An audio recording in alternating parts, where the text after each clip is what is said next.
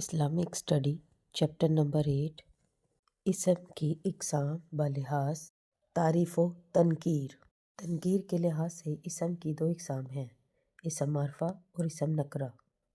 Number 1، اسم معرفہ، ایسا اسم جو کسی خاص چیز، جگہ یا شخص وغیرہ کے لیے استعمال ہو، اسے اسم معرفہ کہتے ہیں۔ مثلاً خالد خالد، حامد حامد، قرآن قرآن، لاہور لاہور، اللہ اللہ، محمد محمد وغیرہ۔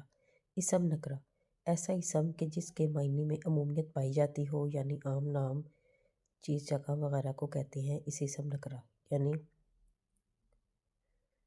کتاب کتاب، کرسی کرسی، کتاب کتاب، قلم قلم، رجل آدمی وغیرہ۔ اسم معرفہ کی اقسام۔ اسم معرفہ کی 7 قسمیں ہیں۔ نمبر 1، اسم علم۔ نمبر 2، اسم ضمیر۔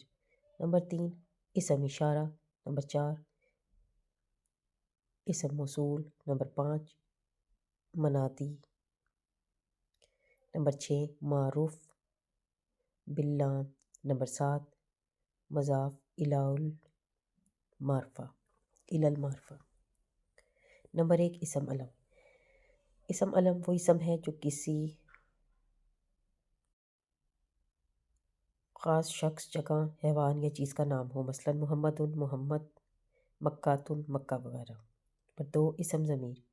اسم ضمیر وہ اسم ہے کہ جو کسی اسم علم کی جگہ متکلم، مخاطب یا غائب پر دلالت کرے، مثلاً کسی شخص کے نام کی بجائے اس کو ہم مخاطب کریں، مثلاً ہوا، وہ، انت، تو وغیرہ، یعنی اس کا ہم نام نہ لیں۔ نمبر 3، اسم موصول۔ اسم موصول وہ اسم ہے کہ جس کو صلہ کے ساتھ متعین کیا جائے، یعنی بتایا جائے کہ وہ واحد کے لیے ہے یا مذکر کے لیے۔ الذی کہتے ہیں واحد کے لیے، الذین کہتے ہیں جمع کے لیے۔ نمبر 4، اسم اشارہ۔ یہ وہ اسم ہے جس میں کسی چیز کی طرف اشارہ کیا جائے، مثلاً ھذا، یہ، ذالک، وہ وغیرہ۔ نمبر 5، مناتی۔ مناتی وہ اسم ہے جو نکرہ ہو لیکن اسے حرف ندا کے ساتھ متعین کر کے معرفہ بنایا جائے، یعنی وہ اسم نکرہ ہو، یعنی جیسے آدمی، قرآن، آدمی، کتاب، کرسی وغیرہ، لیکن اس کو سے پہلے یا لگایا جائے۔ یا کا مطلب ہوتا ہے اے، یا رجل، اے آدمی، یا والد، اے لڑکے وغیرہ۔ اس میں ولد اور رجل اسم معرفہ ہے اور یا اسم مناتی ہے۔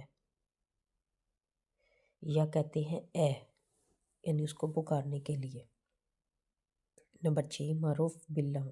معروف باللام وہ اسم ہے جو نکرہ ہو لیکن اس پر ال لگا کر اسے معرفہ بنا دیا جائے، یعنی وہ عام ہو، نام، جگہ، چیز کا، لیکن اسے اس سے پہلے الف لام لگا کر اسے معرفہ خاص بنا دیا جائے، مثلاً الکتاب، ایک خاص کتاب، القلم، ایک خاص قلم۔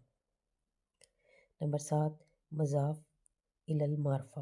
مضاف الی المعرفہ وہ اسم ہے جو نکرہ ہو لیکن معرفہ کی طرف مضاف ہونے کی وجہ سے معرفہ بن گیا ہو، مثلاً